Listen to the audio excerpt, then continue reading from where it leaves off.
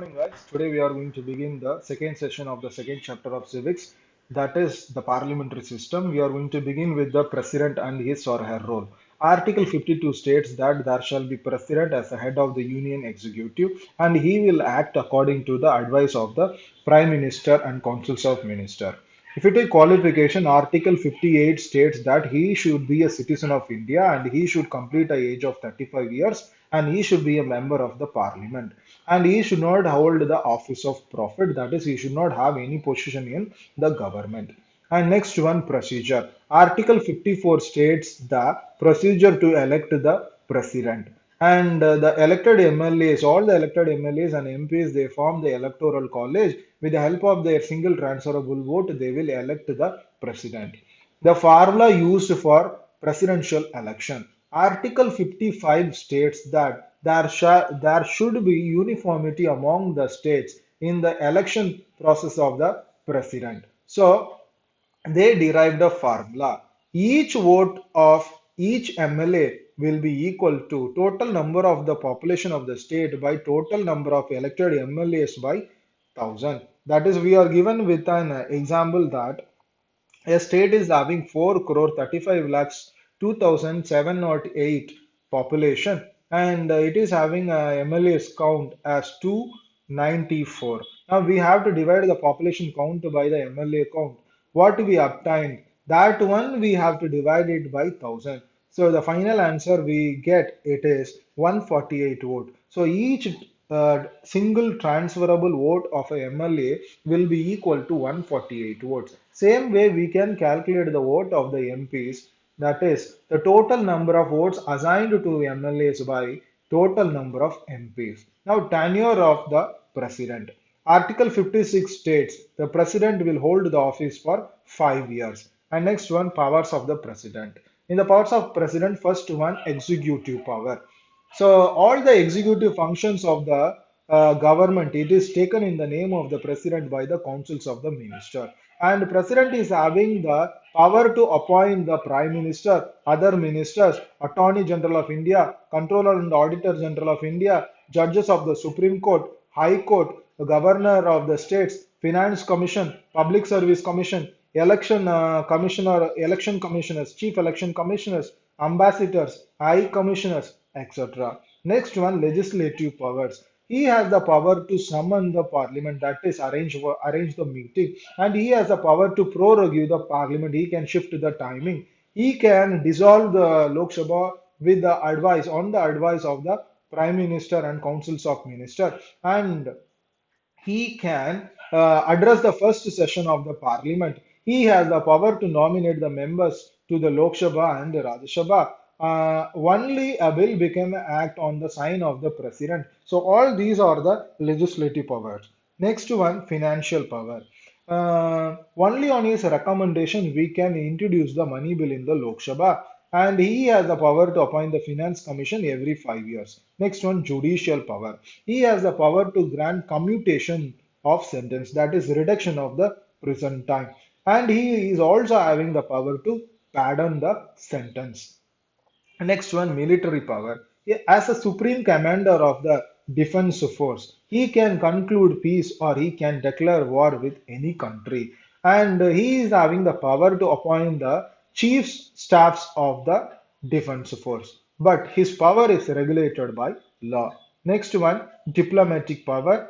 He represents India in the international fora and he appoints the ambassadors for other country from India. He also negotiates all the international treaty. The last one, it is emergency powers. So president is having three emergency powers, that is national emergency, state emergency, and financial emergency. If you take national emergency, Article 352 states that if there is any war or armed rebellion in the country, then the president can declare the national emergency on the advice of the cabinet and on the advice of the cabinet and the prime minister.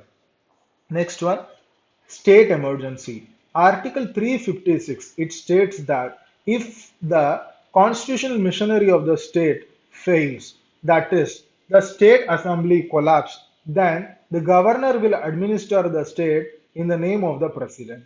The emergency, this state emergency is initially installed for a period of 6 months of time. It can be extended up to the maximum of 3 years on the approval of the parliament.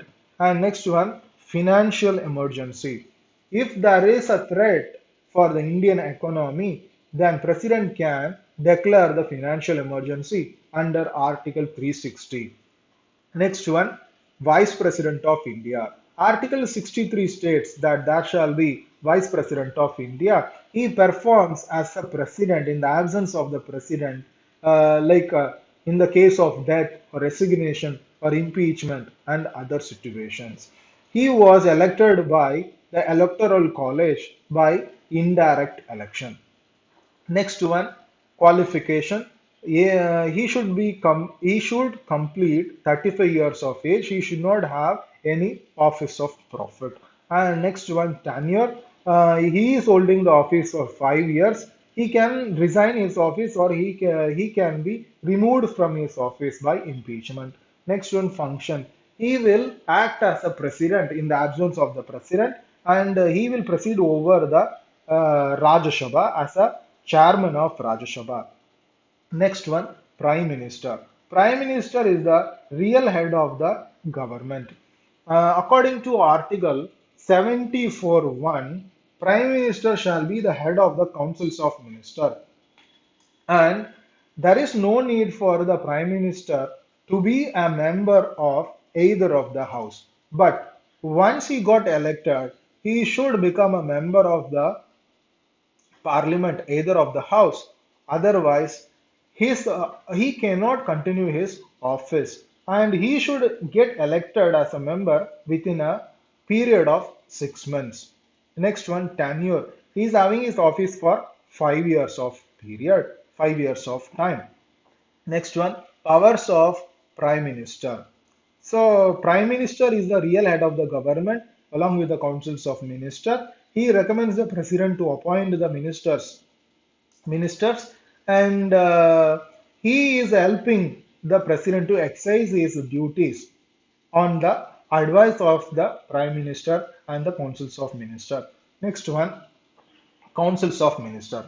If you take councils of minister, then we are having three types of ministers: cabinet ministers, ministers of state, and ministers of state with independent charges, and minister of state alone. Okay. So ministers of state with independent charges, they are junior ministers who will not report the cabinet ministers. Ministers of state alone, they are junior ministers who will report the cabinet ministers. Now we are coming to the cabinet. If we take cabinet, cabinet is the innermost circle of the councils of minister. They are the senior most ministers. This cabinet will meet frequently, and the councils of ministers will meet rarely. And next one, secretariat, cabinet secretariat. So this cabinet secretariat is under the control of the prime minister, and it is headed by the secretary. This secretariat is helping the government in the administration work. It is also ensuring the president and vice president and all the members what is going on, what is their work, and it is also maintaining the coordination between them. And this secretariat will arrange for the meeting on the order of the prime minister, and it will prepare the agenda, and it will circulate the related documents to the ministers. Next one, it is accountability. If you take accountability, the main part of the parliamentary form of government, it is accountability. So here, uh, the parliament, the parliament is not running the government actually. Prime minister and councils of ministers are running the government. And but parliament, it is actually critically examining the power of the or policies and act of the government. If suppose they are going something against the constitution, this parliament will criticize the things and it may approve or disapprove them, etc. And next one, Parliament will start with the session of question hour, and all the MPs were given with the opportunity to ask the government about their functions. Now, if suppose the government is not able to answer it properly, then uh, if the non-confidence arise, then they have to undergo the non-confidence motion. If the motion got passed, then they have to resign their government. As the last one, that is public opinion. In public opinion, the media is playing the greater role. That is, uh, on the act or the policy of the government, what is the public feeling about that one? It is brought to the concentration of the lawmakers and the government by the media. And the last part, it is the case study. This case study, it is talking about the Rajendra Prasad, Dr. Rajendra Prasad, the first president of India in 1950s, who is re-elected in 1957, and the first prime minister, Jawaharlal Nehru. Here, they are having difference in opinion about the forms of the government. Dr. Rajendra Prasad actually he is having the opinion that the president should have an active role in the form of the government, and he prefers the presidential form of government.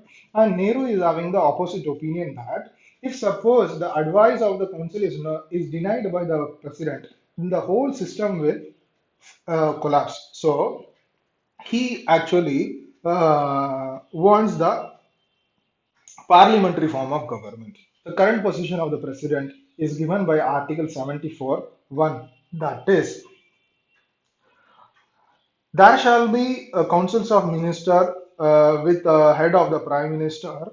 So they will advise the president in exercising his function. But it is not telling clearly that whether that advice is bind on him or not.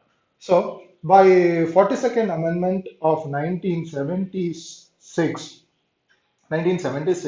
it got cleared that it was amended as he should work in accordance with that advice. So now he cannot do anything against the wish of the councils of minister and prime minister.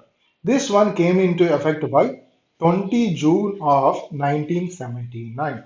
By this chapter is over. Thank you, class. If you have any doubt, please let me know.